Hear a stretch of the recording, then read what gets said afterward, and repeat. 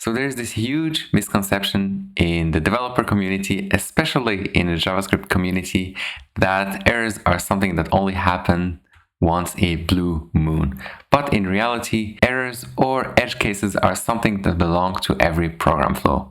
And this is especially prominent with JavaScript developers, since in other languages you are forced to handle errors. For example, in Go, you always return a result and an error object.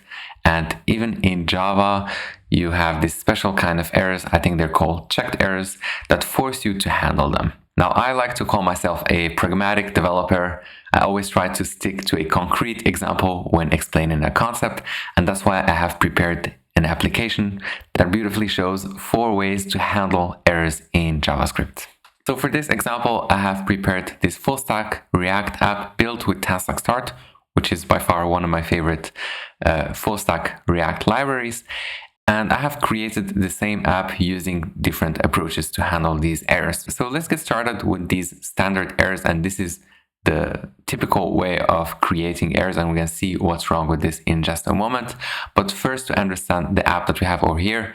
So if we open here the top bar, you're going to see we are at standard errors. And we have a parameter, which is right now set to default. But if we set the parameter value to auth error, this is somehow gonna throw an error and redirect us to the login page. So the user is not authenticated. And then we have another error, in this case, not found, which is gonna open the not found page. We have another kind of error, which is when the user inputs something wrong. And then we have the case where we just have a normal value. So we have a success state, basically. And when it comes to errors, there's always 2 parts to the equation. There's first the cause of the error, so basically creating an error, and then there's the handling part, which is digesting the error and then turning it into something visible to the user. And obviously, apps should handle errors gracefully and show them to the user. Now let's get started with the standard errors. What we have over here is a server function. This is TanStack Start specific, but the rest is obviously going to be valid in JavaScript. So this is our server function, and this is called when the app loads. So here we have this loader function that we are passing to the route, and this is right now called whenever you open that page. Right? So this is where we create our route, and down here we have our React component. So if we jump to the definition of this server function, here we are checking the parameter that we have received. So we are checking if we receive auth error. In this case, we're going to throw a new error with authentication error as a error description. Otherwise, we're going to check if we have a not found error as a parameter. Then we're going to throw a new error with this string not found, etc. And in the case that it's not any one of these cases, then we're going to return a hello. Now this is very simplified because normally you're not going to check for a parameter, you're going to actually check if the user is authenticated. But in order to keep things simple and to concentrate on this error concept, I decided to just go with this simplified version. So what we do over here is just throw a normal JavaScript error with an error description. And in order to handle this error, then we have to catch this error. So we are calling this server function over here, and we are wrapping this with a try catch block. And in the catch block, we are checking if the error message is equal to this string, then we're going to redirect to the login page. If it's equal not found error, then we're going to throw this not found, which is going to redirect to the not found page. Now this actually works, but you can already see that this has a huge problem, and that is that this is all using strings. So if you make any kind of small error, for example, in the error handling, if you check for authentication error with a small e, and we go back, and you're going to see this is not going to handle the error correctly. So the first approach is very error prone, and this is where the second approach comes, which is using our own custom errors. By the way, if you're still writing your end-to-end tests manually, then you should definitely check out today's sponsor, TestSprite. TestSprite is the easiest way to test your web app. Not only does it create end-to-end tests for you, it gives you a really intuitive interface for viewing and editing your tests. You can adjust each step on the fly by replaying the recording and editing all the interactions. And the best part is that you can also connect it to your GitHub repositories and let TestSprite automatically test your pull requests. If you want easy and up-to-date tests, then check it out at testrite.com.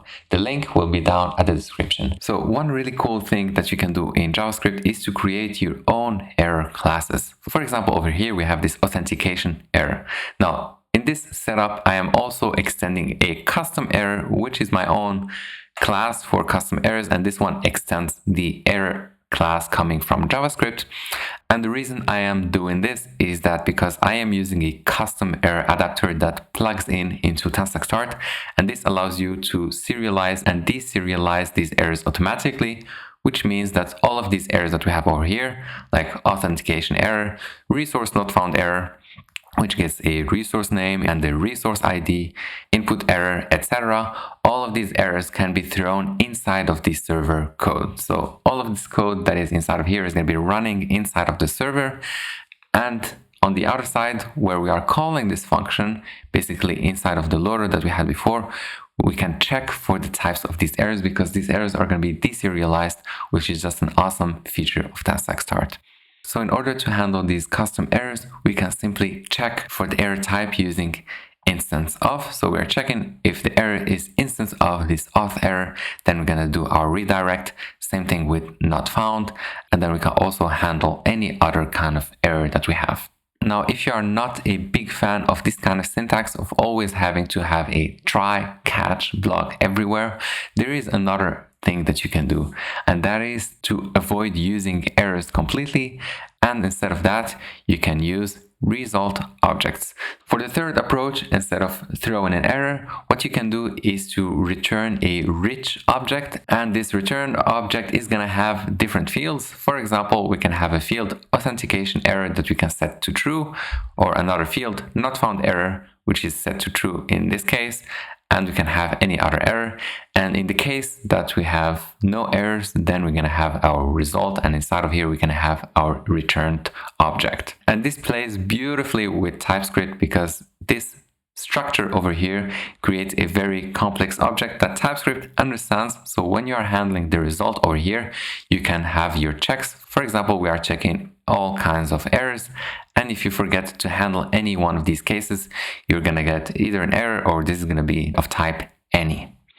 So one last approach of handling errors, and this one is actually a little bit specific to your own framework or your own setup, and this is to handle errors inline, which means to handle them as soon as they happen.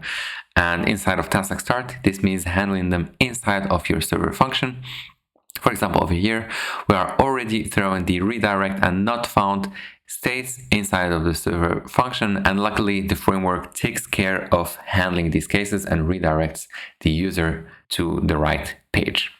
Now, what I like about this approach, other than the fact that you write very little code, is that you know that each case is actually handled. So the creation of errors and handling them all happen in one central place. But from a clean code point of view, this is probably not the cleanest code because we have a very tight coupling between a server function, which could do literally anything, and our navigation or our page structure. So if you want to have a testable function with clear domain boundaries, I tend to believe that the other approaches are probably better.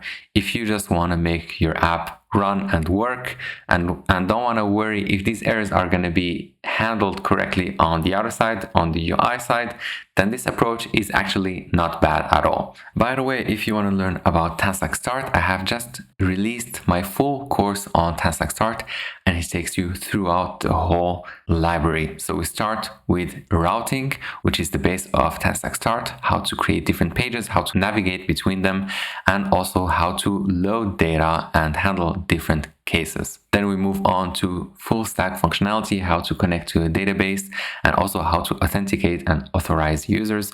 And we finish off with some advanced patterns, mostly about middlewares, but also some really must-know topics like search engine optimization. The cool thing about this course is that every concept comes with an explainer, and then there's a problem, a task that you have to solve, and this is going to be a real user problem that you're solving with this specific technical concept, and then there's a solution part where I show you the different approaches to solve that problem. If you're interested, you can check it out at learntanstack.com. And if you want to make your TanStack start and router applications way faster, then you should definitely check out my previous video over here. Thanks again for watching, and I'll see you in the next video.